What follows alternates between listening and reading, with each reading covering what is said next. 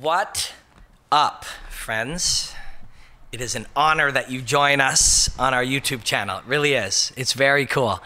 We've been up on YouTube for a few months, and it is a fucking pleasure to be able to hang out with you. We're in an art gallery, Play Dead Studios, and today we are going to peel back another layer of what we can on Mayweather versus McGregor. Okay, if you are listening on podcast, iTunes or SoundCloud, thank you very much. Please give us a review. Mark, is that a thing? Yeah. Reviews? Yeah, please give us a review. We're at 5 stars on average. I think that's pretty good. How many stars are there? 10? No, there's only 5. All right, well then we're doing good. If you see this phone, if you are on our YouTube channel, this is Periscope. Sometimes we'll go live on Periscope, sometimes we'll go live on YouTube. But it is a real pleasure that you subscribe to our YouTube channel. It really is. Mayweather versus McGregor. At this time, we are 5 weeks out. Let me say one more thing. There are people who crowdfund us to travel. I'm going to McGregor versus Mayweather. I'd like to bring Mark with me. To do that, we'll need some support. It's patreon.com/RobinBlack. patreon.com/RobinBlack.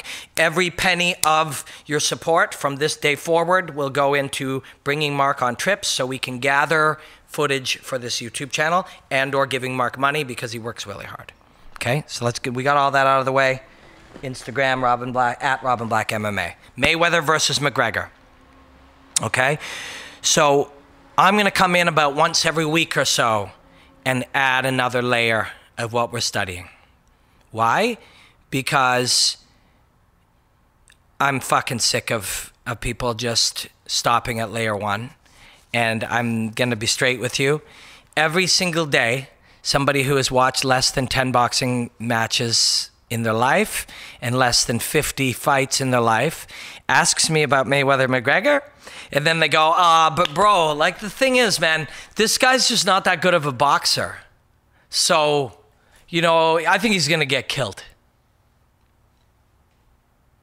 Please stop doing that. Please stop doing that. If somebody asks me about penicillin, I'm not going to just say, you know what, like, I hear it's, you know, that it can't stop AIDS because it's a way too aggressive disease. And I'm not going to say, you know, hey, I had a cold and one time penicillin stopped. I don't fucking know anything about penicillin, right? So there are a lot of layers of what's going on here. And so let's start from the top. I've discussed this with Brendan Schaub. Go check out his Big Brown Breakdown. Earlier on the YouTube channel, about 7 weeks out, Ramdean and I have discussed Mayweather versus McGregor. I'm going to discuss it 3, 4, 5 more times. I'm going to bring other guests on. I'm going to look at it.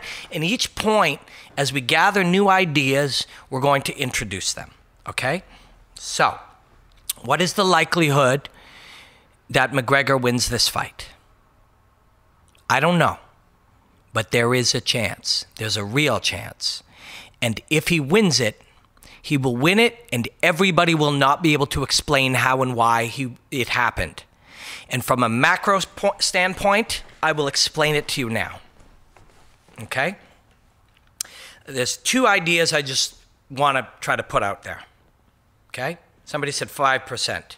Somebody else, he's too big and strong. Brendan's like, oh, it's about the timing is different. Oh, the distance. It isn't the micro. It's not the weeds. It's not the trees. It's the macro. It's the water. It's the forest. Okay, I'm going to give you 2 ideas, 2 concepts. All I'm hoping that we do here is stop the beginning of this conversation, which is, bro, this guy doesn't even box. Okay? Actually, I'm going to give you 3 ideas, 3 concepts that come to mind, 3 different concepts that are relevant. And it's not just people on the street. My buddy Gareth Wheeler on TSN, he's like, bro, this is a farce. Guy doesn't even box. And then my buddy Michael Landsberg, please check in Artists of Life. It's something we've done in the past. We will do again in the future. Sat down with Michael Landsberg, a legend in broadcasting. He's like, this is ridiculous. The difficult part for me, I'm now scratching my eyes if you are, and I'm rubbing my face into a distorted mask. If you are listening, is somebody will say, so what do you think? And this is how I premise it now.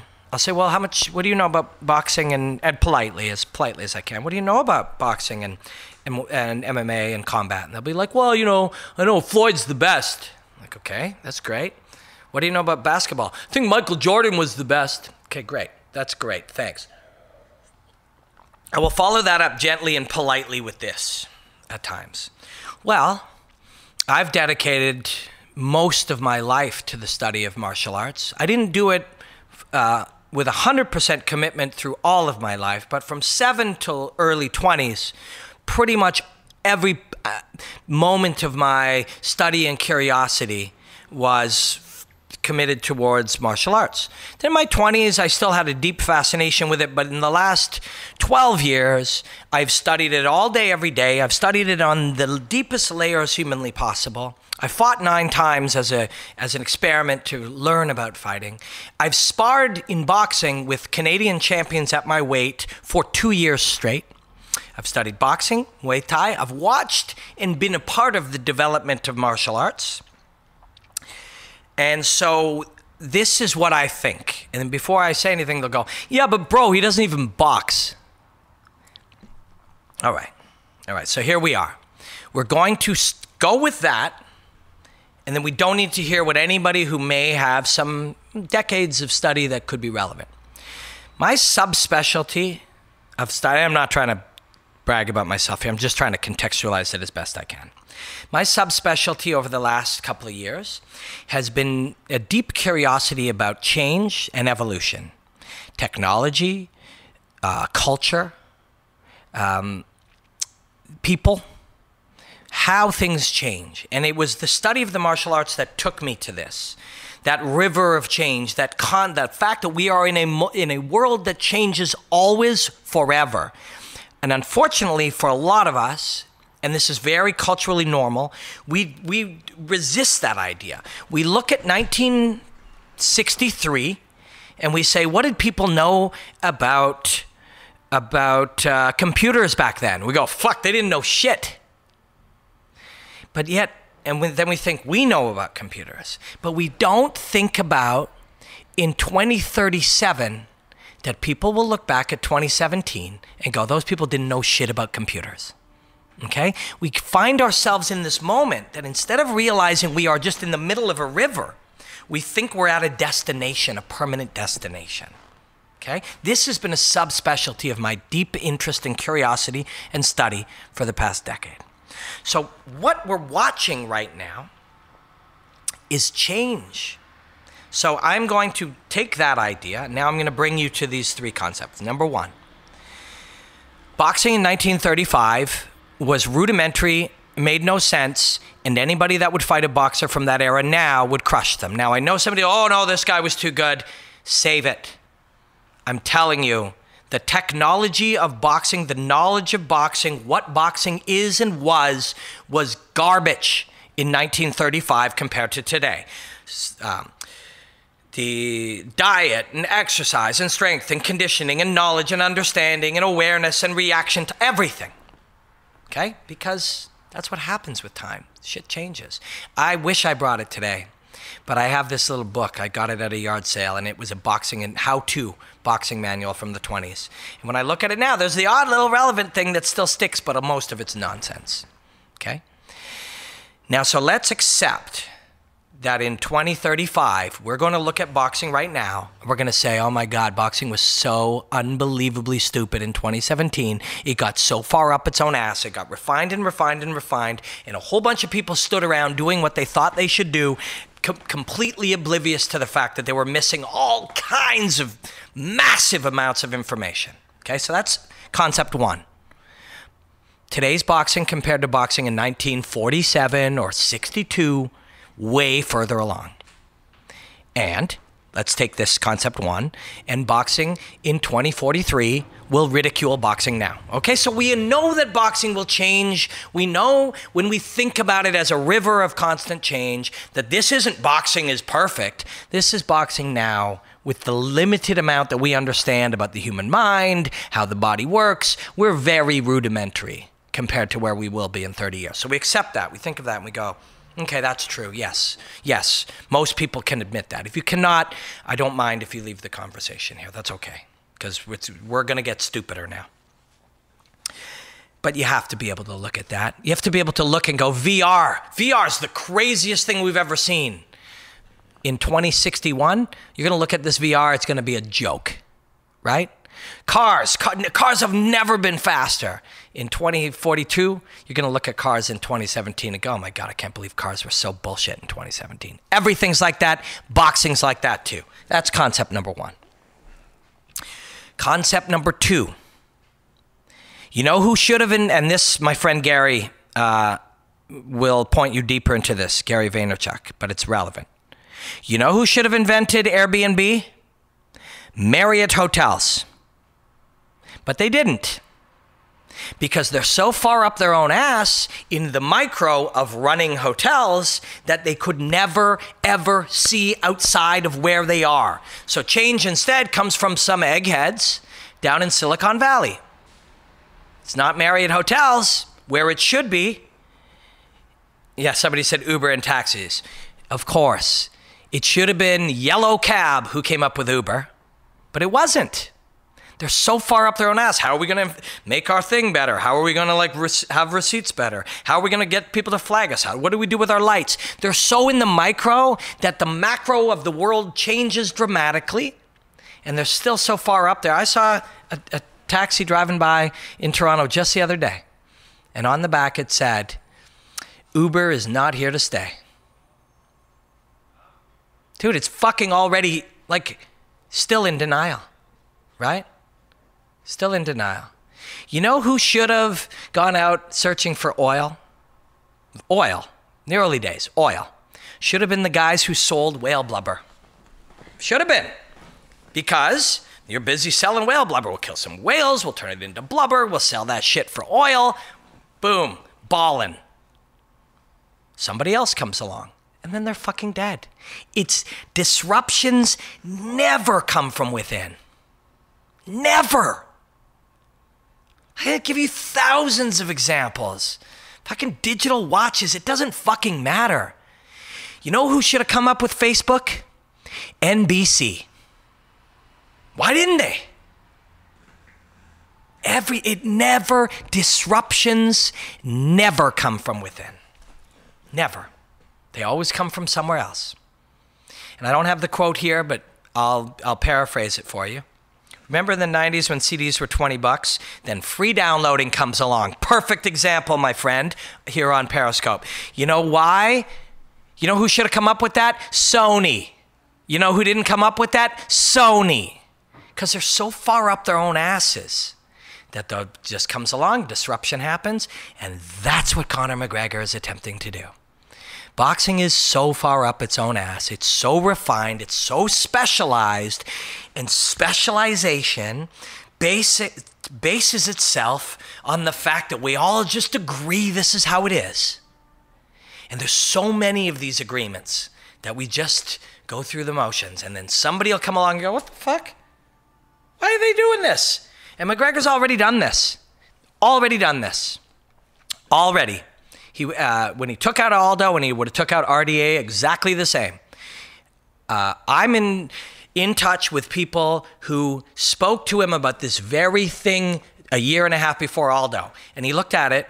They all fight different now. Nobody fights the way Aldo did. Aldo was the best in the world. Barao was the best in the world. RDA was the best in the world.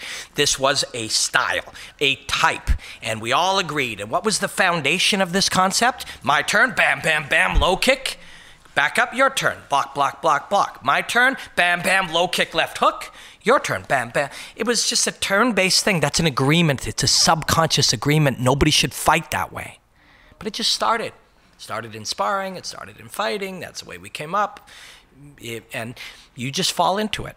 He already disrupted that. They don't do that anymore. None of the top guys fight that way. McGregor already disrupted that. That's what he's trying to do with boxing. How? My brain isn't big enough, but I can tell you what he's doing. I can tell you what the plan is. I can tell you what the thought is. And that is to disrupt boxing, to look at it. Now, and while we're on this idea that disruptions never come from the inside, what was our first idea again? Our first concept was that in the future, some things will already, we know it'll already change. The second one, disruptions never come from the inside. While we're on it, just look at the presentation. There's no style of fighting that has no tendency that cannot be. Everything can be beat. So the boxing press conference, they walk out and some dumb guy from some thing, MGM Grand makes a speech.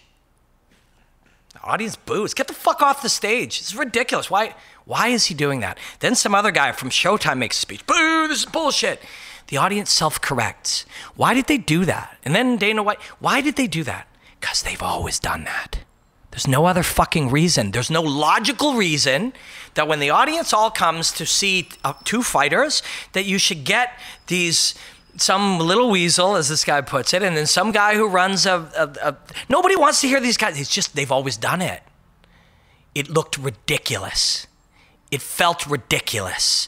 Everybody involved was, what? This is weird and ritualistic and old, and why are they doing it? They did it because they've always done it. Things like that happen in the game, in the art, and the act of boxing itself.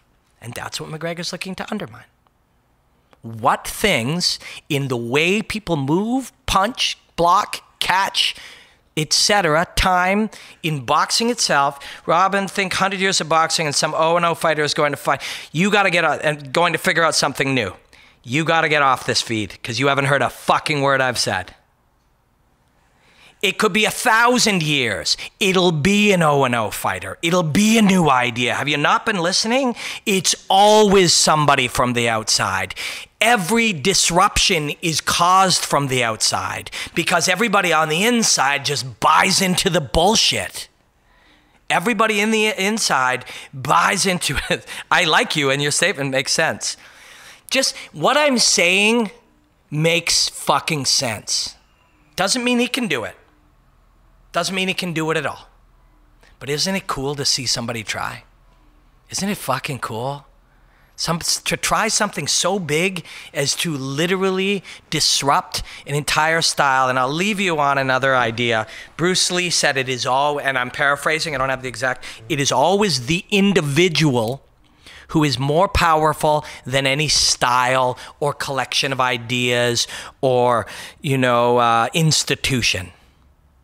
Because these institutions are based on old truths or mistruths or former truths or things that aren't truths themselves.